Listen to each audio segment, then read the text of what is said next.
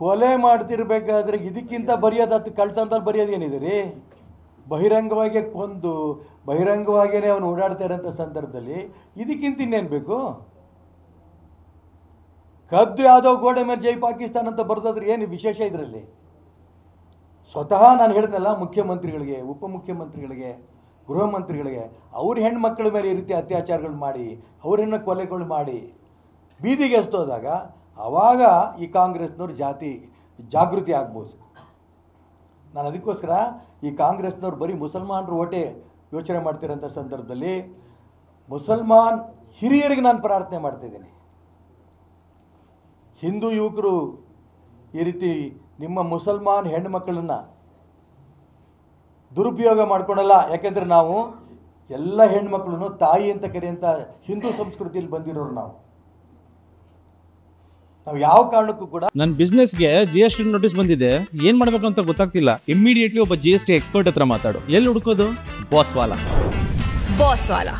B the boss. ಮುಸಲ್ಮಾನ್ ಹೆಣ್ಮಗಳಿರ್ಬೋದು, Christian ಹೆಣ್ಮಗಳಿರ್ಬೋದು, Hindu ಹೆಣ್ಮಗಳಿರ್ಬೋದು, ಎಲ್ಲರಿಗೂ ಕೂಡ ಈ ರಾಜ್ಯದಲ್ಲಿ, ಈ ದೇಶದಲ್ಲಿ ತಾಯಿ ಸ್ಥಾನ ಕೊಟ್ಟಿರೋಂಥ ಸಂಸ್ಕೃತಿ ಹಿಂದೂ ಸಂಸ್ಕೃತಿ. ಆದರೆ ಯಾವುದಾದ್ರೂ ಯುವಕರು ಸಿಟ್ಟಿನಲ್ಲಿ ಮುಸಲ್ಮಾನರ ಹೆಣ್ಮಕ್ಳನ್ನು ಅತ್ಯಾಚಾರ ಮಾಡೋದು, ಕೊಲೆ ಮಾಡೋದು ಈ ರೀತಿ ಮಾಡಿಬಿಟ್ರೆ ಇಡೀ ಕರ್ನಾಟಕ ರಾಜ್ಯದಲ್ಲಿ ಬೆಂಕಿ ಹಚ್ಚಿಬಿಡ್ತೀರಿ ನೀವೇ. ನನಗೆ ಗೊತ್ತು, ಮುಸಲ್ಮಾನರು ಬಿಡಲ್ಲ ನೀವು. ಯಾವುದೋ ಒಂದು ಪತ್ರಿಕೆಯಲ್ಲಿ ಏನೋ ಒಂದು ಸಣ್ಣದಾಗಿ ಮೊಹಮ್ಮದ್ ಪೈಗಂಬರ್ ಬಗ್ಗೆ ಏನೋ ಬರೆದ್ರು ಅಂತ ಅಂದ್ಕೊಂಡು ಇಡೀ ರಾಜ್ಯದಲ್ಲಿ ಗಲಾಟೆ ಎಬ್ಸಂಥ ಕೆಟ್ಟ ಒಂದು ವ್ಯವಸ್ಥೆ ಇದಕ್ಕೆ ಎಂಕರೇಜ್ ಕಾಂಗ್ರೆಸ್ನವ್ರು ಕೊಡ್ತಾ ಇದ್ದಾರೆ. ಯಾರ ಕಳ್ತನದಲ್ಲೇನೋ ಬರೆದು ಓಡೋದ್ರಲ್ಲ, ಇದು ಏನೇನೇನೂ ಅಲ್ಲ. ಇದು ಜ್ವಲಂತವಾಗಿ ಜೀವಂತವಾಗಿ ಒಬ್ಬ ಹೆಣ್ಮಗಳನ್ನು ಕೊಂದು ನದಿಗೆ ಬಿಸಾಕಿ ಹೋಗ್ತಾರೆ ಅಂದರೆ, ಮತ್ತು ಕಂಪ್ಲೇಂಟ್ ಮುಂಚೆ ಕೊಟ್ಟಿದ್ರು, ಎಂಕ್ವೈರಿನೂ ಮಾಡ್ದೇನ ಅಂತ್ಯ ಸಂಸ್ಕಾರ ಮಾಡಿಬಿಟ್ರೆ ಏನು ಹೇಳ್ಬೇಕು ಇದಕ್ಕೆ?